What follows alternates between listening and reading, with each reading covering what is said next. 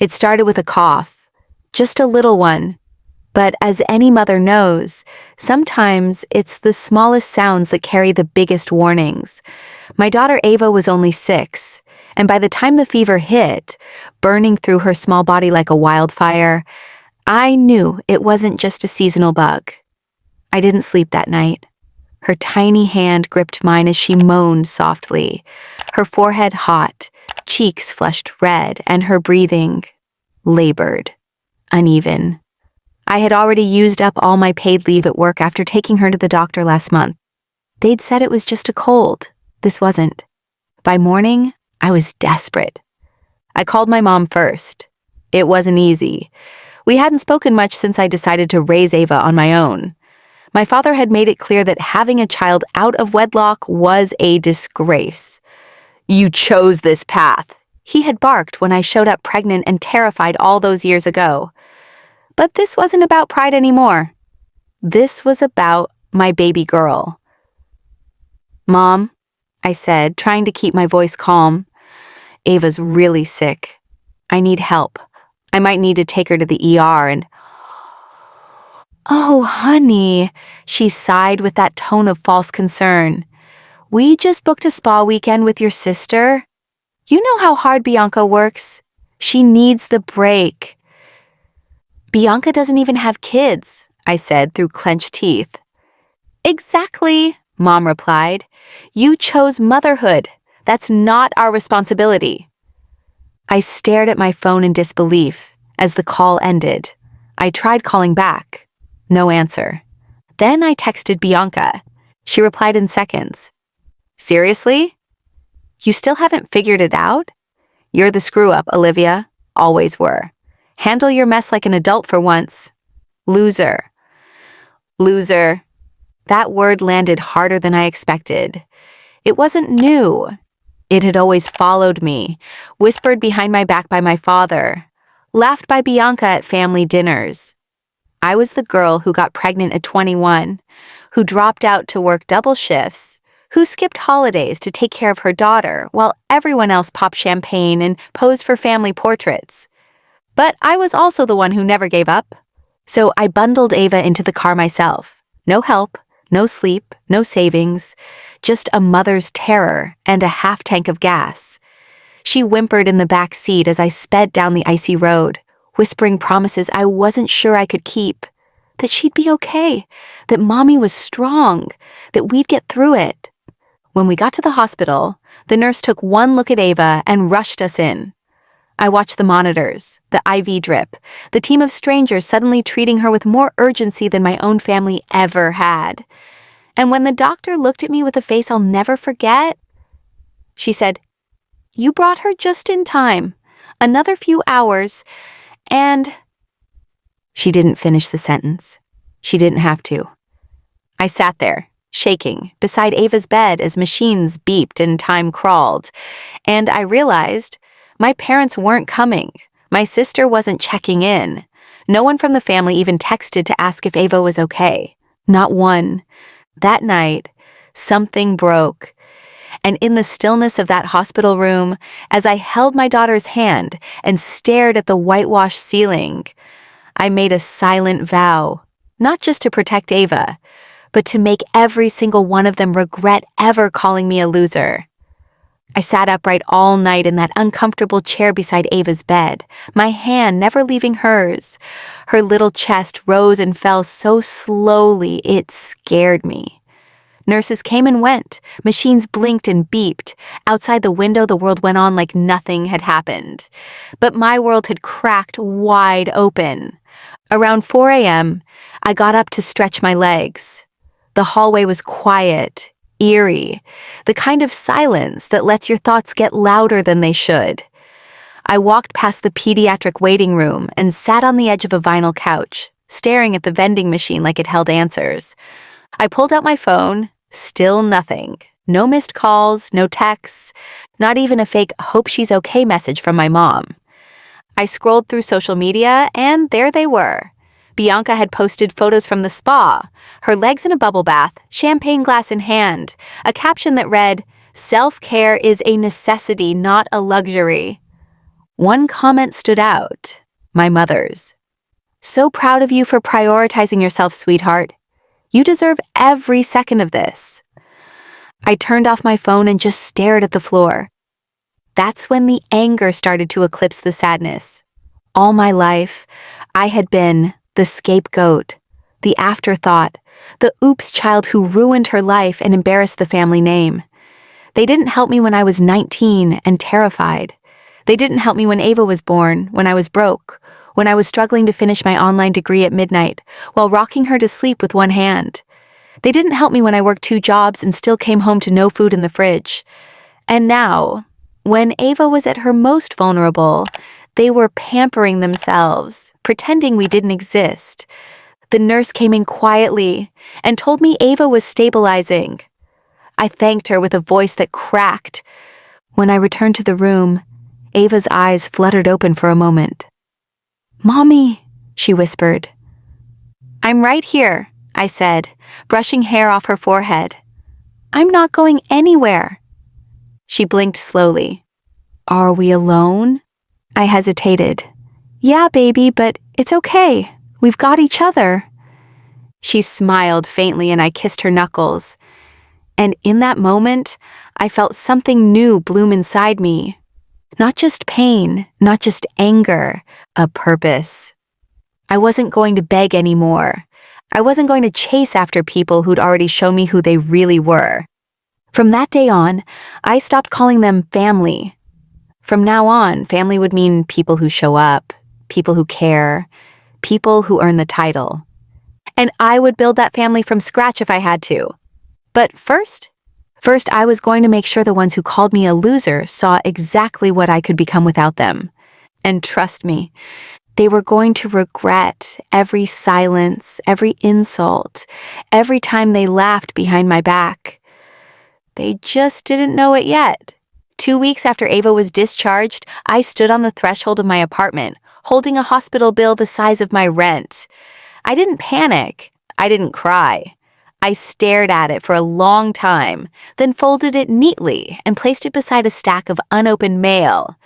Then I turned on my laptop, opened a spreadsheet, and began planning.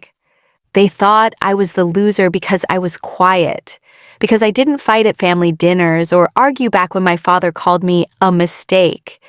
But what they didn't know was that I had been building something behind the curtain. My silence wasn't weakness, it was strategy. Years ago, after Ava was born, I had started a small online business. At first, it was handmade journals and budget planners. Nothing fancy, just something to bring in extra cash. But I poured my exhaustion into it. While Ava napped, I researched SEO. While other moms posted nursery pics, I tested email campaigns. It grew slowly. Then suddenly, all at once. The same week Ava got sick, my online store hit its highest monthly profit ever. And no one in my family knew. Because I never shared my wins. I let them think I was drowning, that I needed their pity. That was my first mistake. But now it was time they saw who they'd underestimated. I went quiet again. No calls, no texts. I didn't even show up to Sunday dinner, where Bianca would inevitably flaunt her new shoes, and Dad would raise a glass to his favorite child. Let them wonder where I'd gone. Instead, I worked. Every free hour was invested into scaling the business. I hired a web designer, rebranded everything, launched new products, expanded into digital courses, built a community of loyal women, mothers like me, who were sick of being overlooked. And I saved every dime. One afternoon, as Ava colored in her princess book beside me, I received a call from a real estate agent. The house next to my parents' place had just gone on the market. It was old, run down, neglected, much like the way I'd felt growing up. I didn't hesitate. "I'll take it," I said, "all cash, no contingencies." Within a week, it was mine. Bianca posted an Instagram story. "Who bought that dump next door? It's ruining the aesthetic." I smiled. She didn't know yet. I hired a renovation crew, a landscaper, a luxury interior designer. No shortcuts, no cheap paint. I poured love into every wall, just like I did raising Ava. And as the months passed, my house rose like a phoenix beside theirs, a quiet monument to everything they tried to destroy in me. Then came Thanksgiving. Bianca posted early as usual. A golden tablecloth, a grateful, thankful, blessed sign from Target, and a caption about family being everything. I almost laughed. I dressed Ava in a soft burgundy dress, tied her curls with a velvet ribbon, and held her hand as we walked to the front porch of our newly finished home. Just in time. Across the yard, my father emerged to throw something in the trash. He froze, then blinked. Olivia? I waved. Hi, Dad. He looked me up and down, confused. What are you doing here? I motioned to the house behind me. I live here now. His jaw twitched. That's not possible. Oh, it is, I said, smiling. With hard work and no help from anyone, obviously. He muttered something under his breath and stormed back inside. That night, Ava and I cooked our own Thanksgiving dinner. No drama, no judgment, no fake smiles, just warmth and laughter, and music playing softly while we danced in our socks on new hardwood floors. Then came the knock on the door. It was Bianca, heels clicking, face pinched, wine glass in hand. She didn't say hello, just leaned against my doorway and asked, "So, you're actually living here? For real?" I stepped aside so she could see the home behind me, gleaming, elegant, peaceful. For real? She laughed, but it didn't reach her eyes. Well, I hope you don't expect Dad to be impressed. You'll always be the family disaster, Olivia. I shrugged. Then it's a good thing I don't care what he thinks anymore. And I shut the door in her face. For the first time in my life, I felt free. But that was only the beginning, because they still had no idea what I was planning next. The next morning, I woke to find a note Ava had written on pink construction paper with her crayons. It said, "Mommy, I love our house. Can we stay forever?" I held it to my chest, tears stinging the corners of my eyes. She didn't know the war I was quietly fighting. Or maybe she did, in her own gentle way. All she cared about was peace, love, and not being called a burden or a mistake, like my father once hissed under his breath when he thought I couldn't hear. As the days passed, I caught glimpses of my parents peering through their curtains. Nosy curiosity had replaced indifference. They had watched me be the failure for so long. It was unsettling for them to see me thrive in silence. A week before Christmas, a package arrived at their doorstep. It was from me. Inside, a framed photograph of Ava and me in front of our home, both of us smiling, wrapped in the same velvet ribbon I'd tied in her hair on Thanksgiving. The caption engraved on the frame said, "Built without your help." No note, no return address, just truth. The next Sunday, I got a text from my mom. "We need to talk. Don't let pride destroy our family." I didn't reply. Instead, I hosted a dinner for single mothers in the neighborhood, women who, like me, were forgotten by the people who should have loved them first. The laughter that filled my home that night was the sweetest music I'd ever heard. It drowned out years of insults. It healed the parts of me I thought would always stay cracked. Ava stood at the head of the table, clinking her plastic cup. "I'm thankful for my mommy," she said. "She's stronger than Wonder Woman." Every woman at the table clapped, and I felt something I hadn't felt in years. Whole. I was no longer surviving, I was rising. And the ones who called me a loser were about to witness just how high I could fly. Because what they didn't know was that the house next door was just the beginning. I'd bought something else, something that would put my name and my daughter's at the center of everything they thought I could never touch. But I wouldn't tell them yet. No, I'd wait until the perfect moment. Until they were watching. Until the smile fell off their smug faces. Because revenge isn't always loud. Sometimes it's quiet, refined, deliberate, and it shows up just when they least expect it. Winter deepened, and so did the silence between my parents and me. No texts, no calls, no apologies, only stolen glances from behind curtains and passive-aggressive stares when I'd run into them in town. But I wasn't wasting energy on their shame anymore. I had bigger plans. 3 months after I moved in, a for sale sign appeared on the old community center building downtown. It was worn down, forgotten, much like I had once been. Most people saw an eyesore. I saw opportunity. Ava and I stood on the cracked sidewalk as I unlocked the front door for the first time. "What is it, Mommy?" she asked, holding my hand. "Our future," I whispered. I bought the building outright.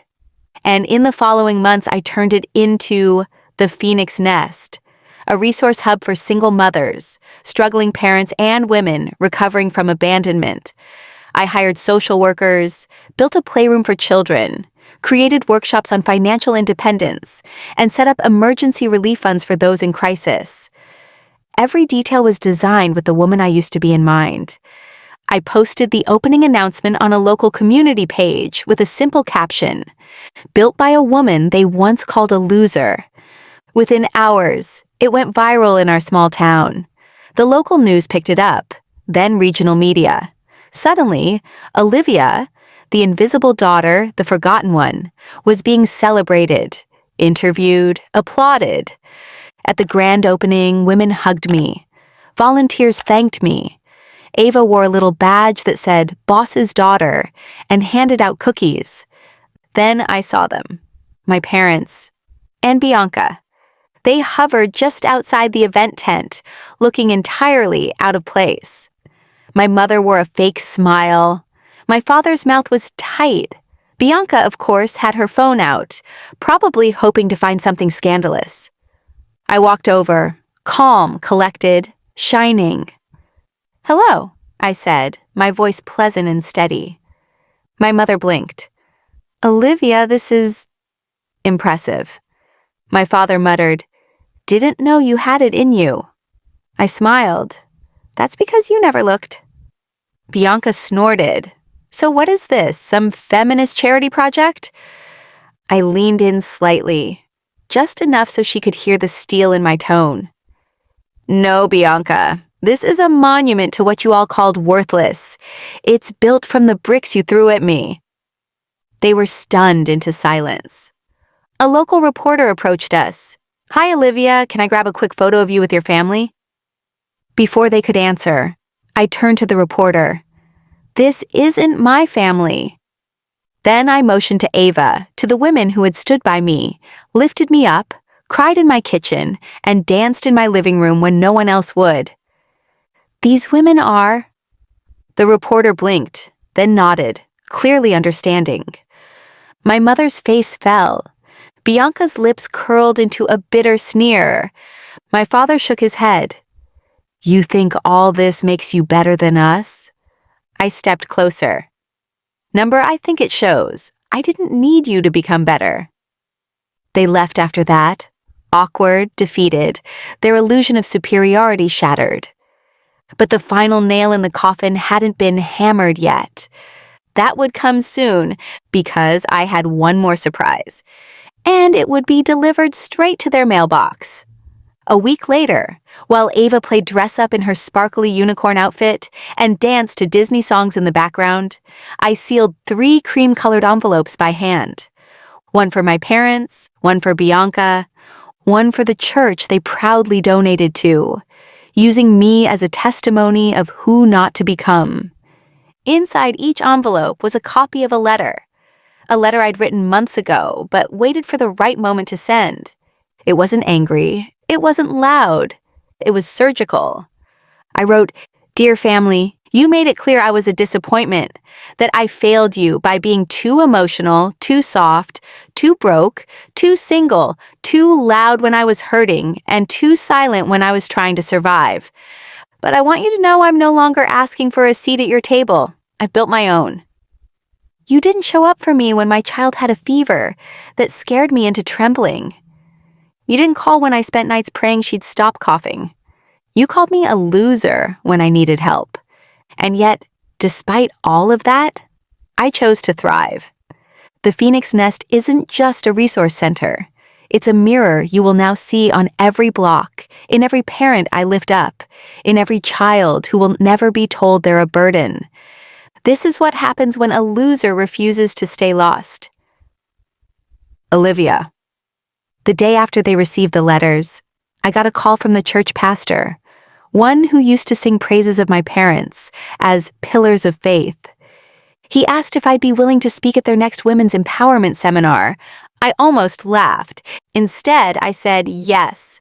Not for them, for the women sitting in the pews who needed to see that broken doesn't mean done, that survival is not shameful, that one woman's downfall can become another woman's blueprint for escape.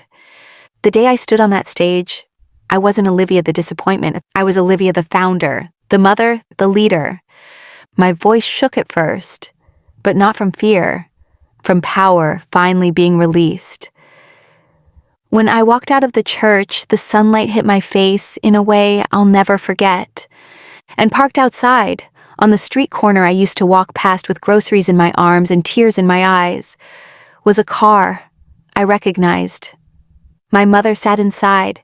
She didn't come in, she just watched me. I didn't wave, I didn't nod. I simply got into my own car and drove off. Toward Ava, toward life, toward everything they tried to convince me I didn't deserve.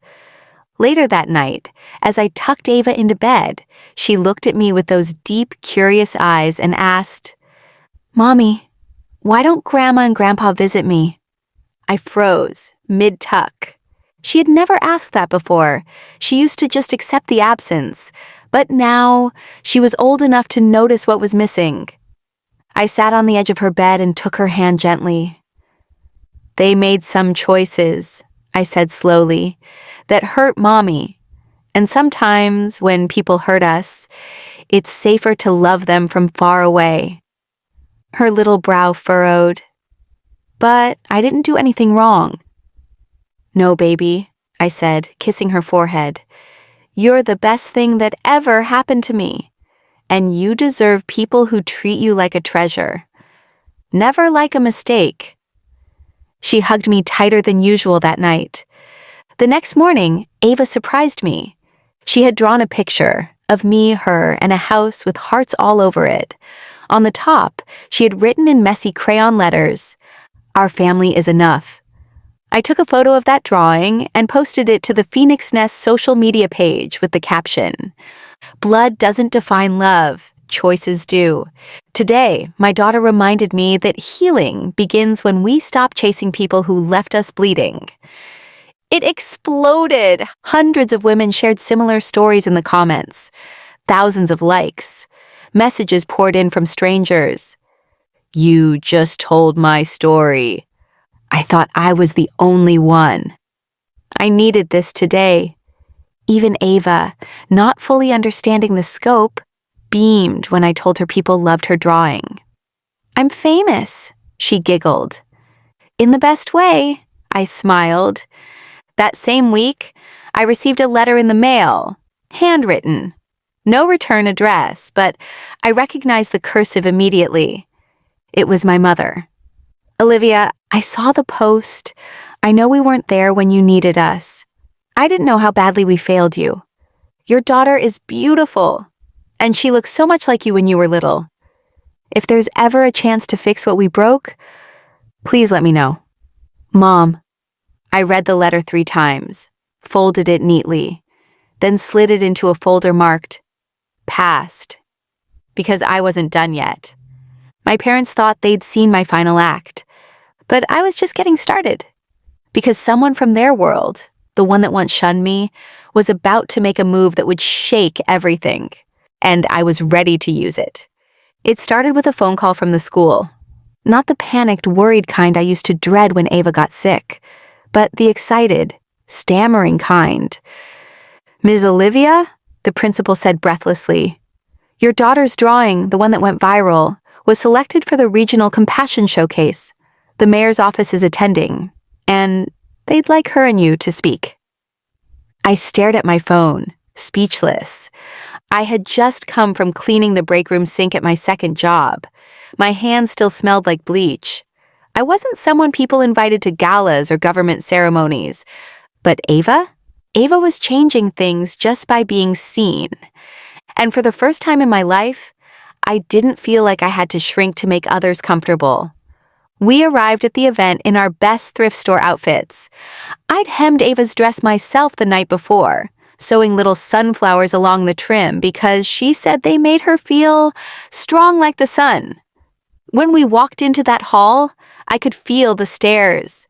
Only this time they weren't judgmental. They were in awe. The mayor herself greeted us, knelt down to shake Ava's hand, and said, "You're the little artist who reminded us all what love looks like." And then I saw them, my parents, in the back row. I hadn't invited them. I didn't need to. They showed up when they realized the crowd was there for us. Bianca stood beside them, her perfect lip gloss smile suddenly thin and uncertain. My father shifted awkwardly when he realized I'd seen them. He had that same look he gave me when he used to pretend I wasn't in the room. Except now, I was on stage, and he was the one out of place. When I walked to the podium, microphone shaking just slightly in my grip, I looked straight at them before I began. "I was once told I was too weak to raise a child on my own," I began. "That I was too poor, too broken, too young, that my daughter would suffer because of me." I took a breath.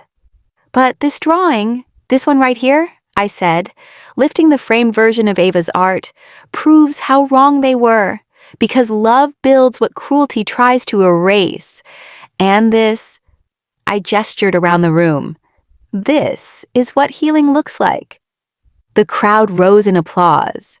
I watched my parents remain seated, their faces pale. "And Ava?" She curtsied. Later that night, a local news station ran a short story about the event, including Ava's photo. That was the night our mailbox began filling with letters, not from family, but from strangers. Women who were donating to the Phoenix Nest, businesses offering to partner, a retired architect offering to design a full shelter for single mothers under my leadership. I wasn't just surviving anymore. I was becoming unstoppable. And my parents, they would have to watch every second of it from the outside. Unless they decided to try something desperate, which, of course, they did. The morning after the news segment aired, my front porch was littered with flowers. Some were from mothers who'd seen the broadcast, some from total strangers. But nestled in the middle was a large, dramatic bouquet of white roses, with a gold card tucked inside. It read, "Let's move past the pain. We're still your family. Dad." No apology, no acknowledgement, just entitlement.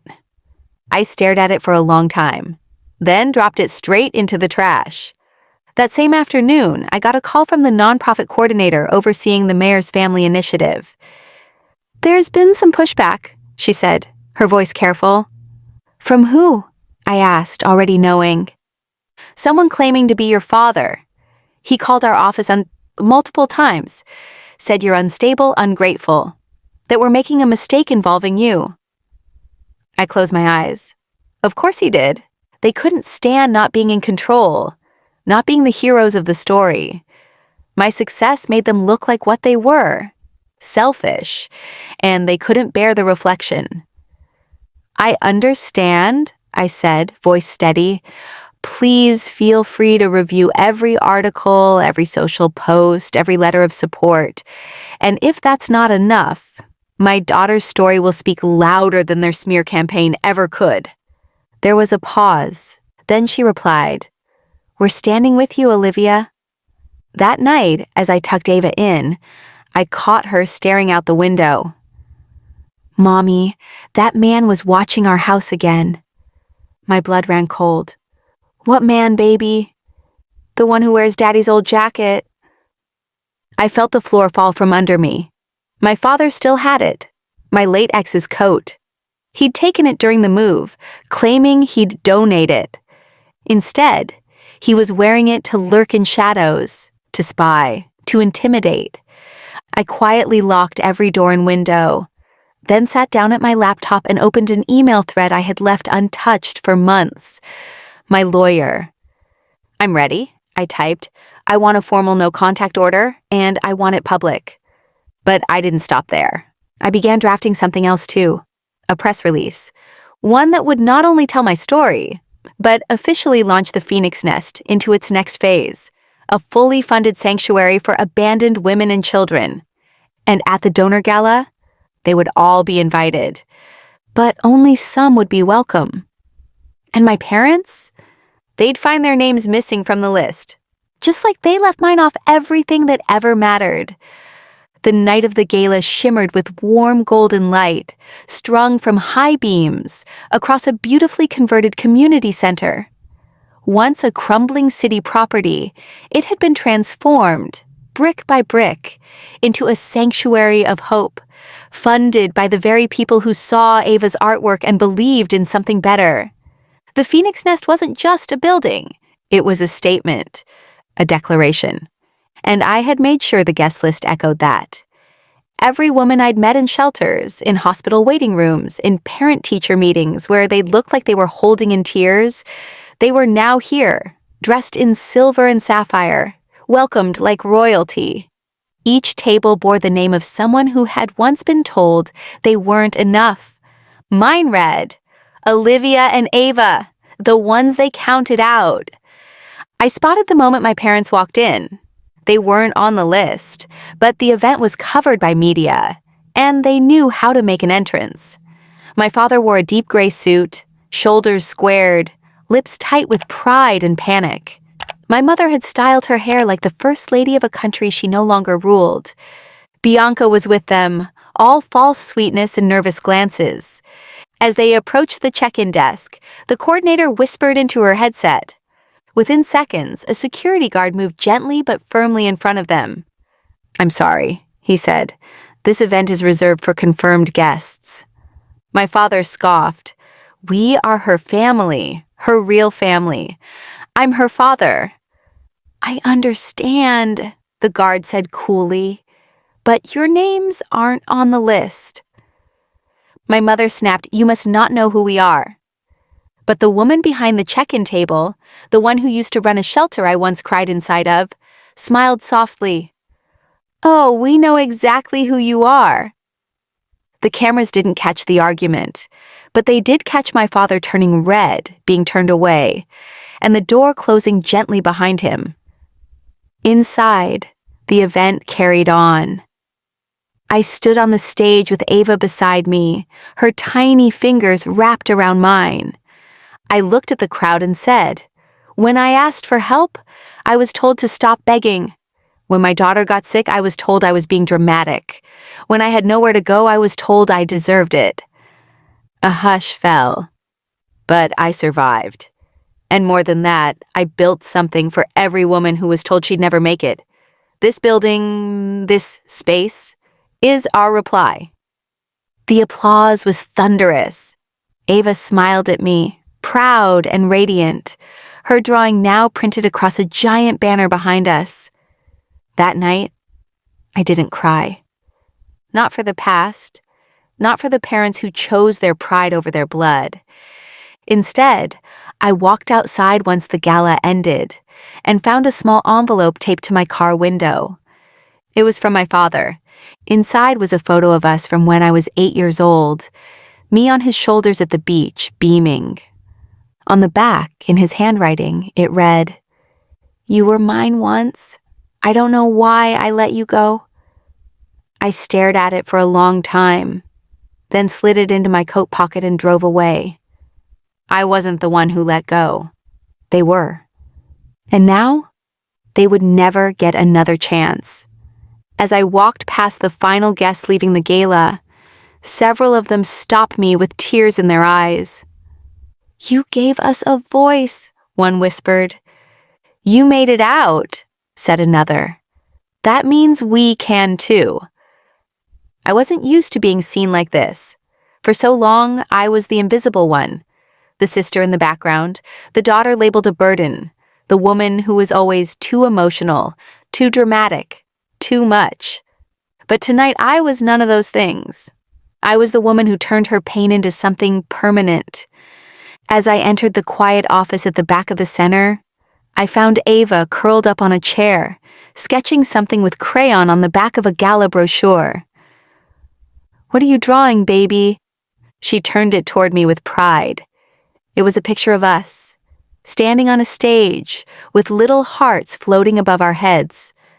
The words below, in her childlike scrawl, read, "My mommy is a hero."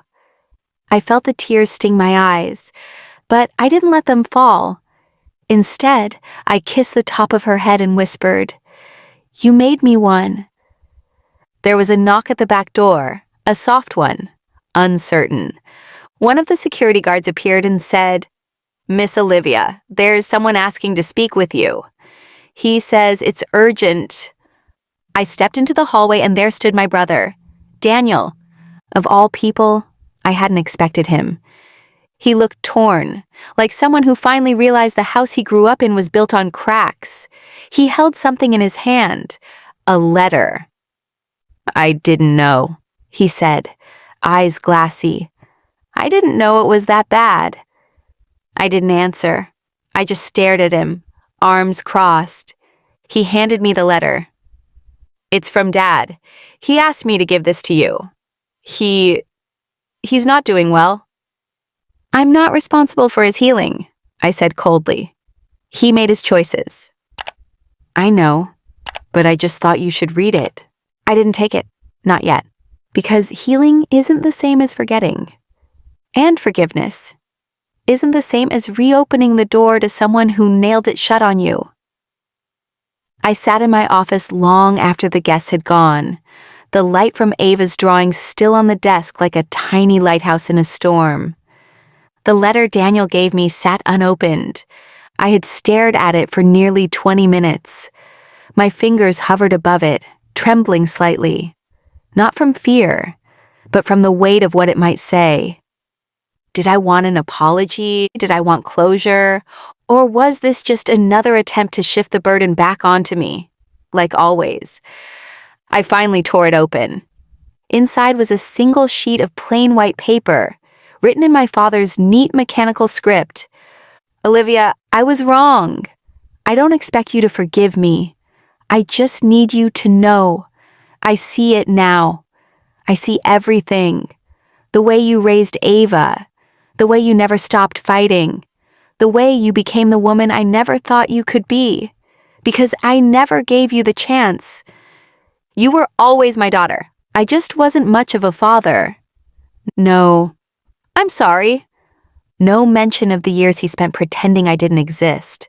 No acknowledgement of Ava, of how he insulted her, ignored her, and turned away when I needed him most. Just guilt.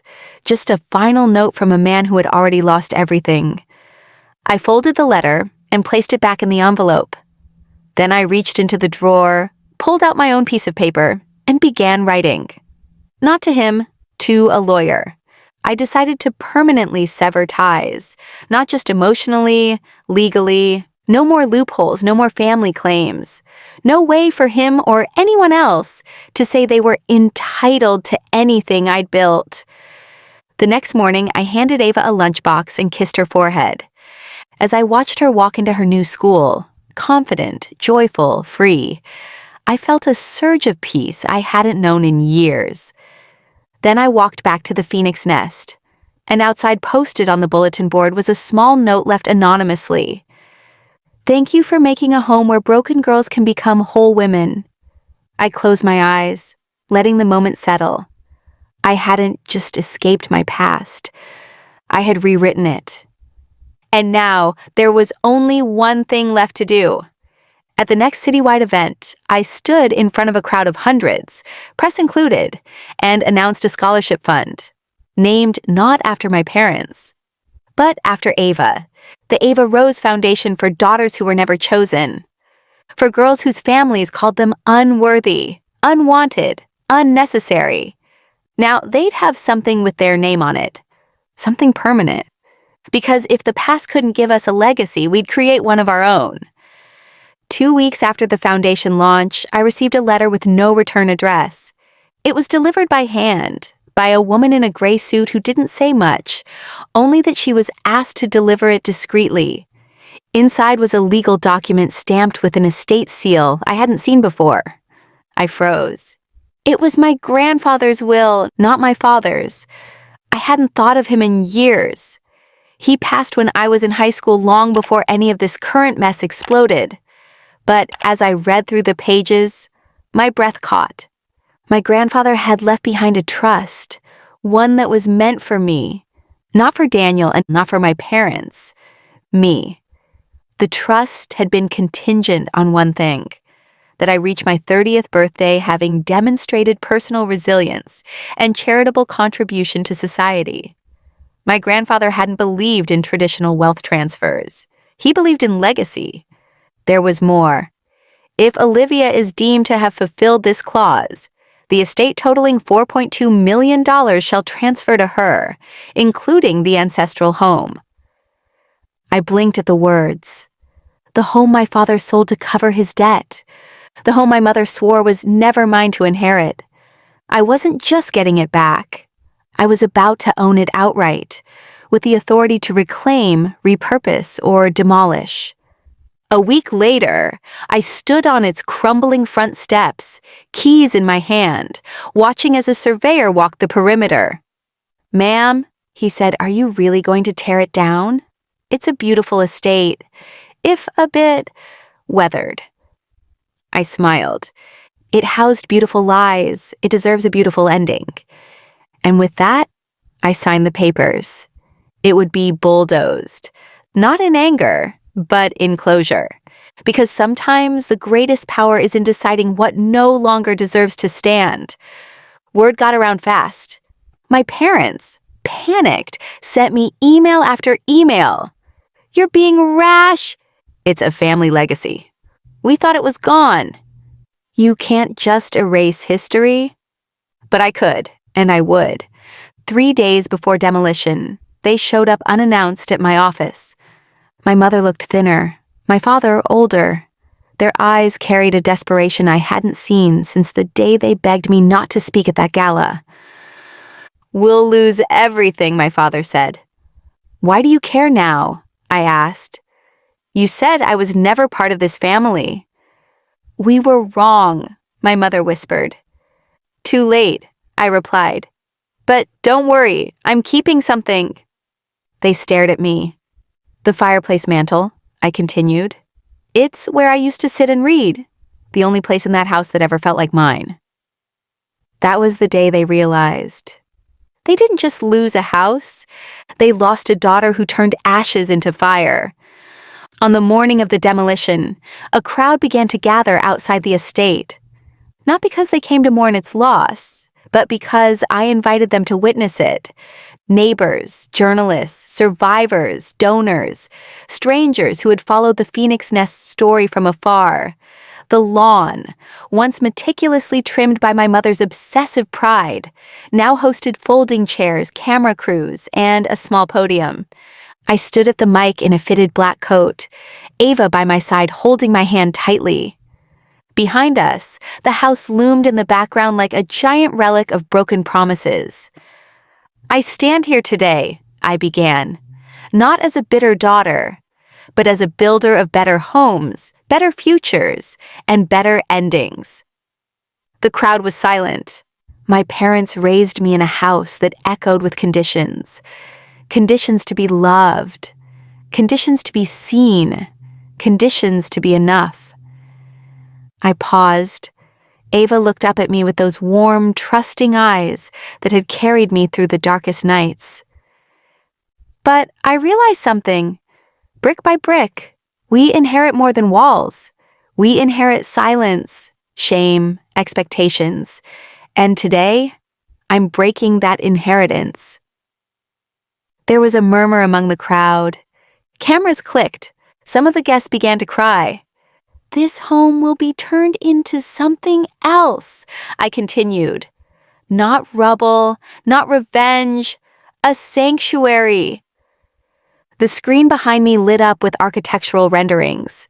The Phoenix House, a brand new transitional home for women and children, escaping abuse, family rejection, and generational harm. Built on the very site where I once wept alone behind bedroom doors. The design kept one element of the old house, the fireplace mantel, reclaimed, restored, and relocated to a new library space where children could sit, read, and feel safe, where warmth wasn't conditional. The applause erupted before I even stepped back. Reporters asked questions. Survivors came forward to hug me. One woman whispered, "I never thought I'd see someone take a broken past and turn it into a blueprint." Just as the bulldozer roared to life, I spotted them across the street. My parents, watching from behind a fence. My father's jaw clenched, my mother gripping his sleeve like she might cry. They didn't dare cross the line. I didn't wave, because this wasn't for them. This was for every child who was told they weren't worthy of love unless they bent themselves into silence. And just as the first wall came crashing down in a plume of dust, I looked at Ava and said, "This is where we start over." She smiled, and for the first time I didn't see a reflection of my pain in her eyes. I saw hope, pure, unshaken hope. Months passed. The demolition made headlines for days, but the silence afterward felt more important. It was the kind of silence I had begged for growing up. Not the cold kind my parents weaponized, but the soft, peaceful kind that follows truth. The Phoenix House broke ground in spring. Every brick laid felt like a heartbeat of redemption. We built rooms with wide windows, quiet corners, and open kitchens where no one was ever told they weren't welcome.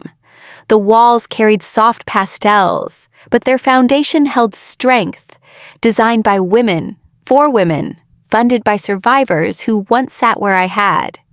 The reclaimed fireplace mantel was installed in the reading lounge. I watched Ava sit by it on opening day, flipping through a picture book, feet swinging off the bench, sunlight spilling across her face. I didn't cry, I just smiled. Sometimes revenge isn't about destruction. It's about resurrection. One evening, as I was locking up, I received a small brown envelope slipped through the front gate. No name, no stamp. Inside was a folded piece of paper in my father's handwriting. "You were always mine in name, but never in spirit. I see that now. What you built, what you are, was never from me. I hope one day you'll forgive me. But even if you don't, I'll carry this shame for the rest of my life." I stood beneath the porch light, rereading it until the ink blurred with tears I hadn't expected. I didn't respond. Not because I hated him, but because his letter wasn't a key to my door. It was a eulogy for a version of him I had long buried. At the end of that week, the first mother and child moved into the Phoenix House. They arrived with nothing but a duffel bag and shadows in their eyes. I welcomed them personally, showed them the kitchen, the shared library, the warm beds. The little boy clung to his mother's leg until Ava walked over, took his hand, and said, "It's okay. It's safe here." That's when I knew. It wasn't just a revenge story anymore. It was a reclamation, a promise, a blueprint, a legacy of quiet power rising from the rubble of everything they tried to bury me under. And no matter what they left me out of, I made sure my daughter would never feel left behind.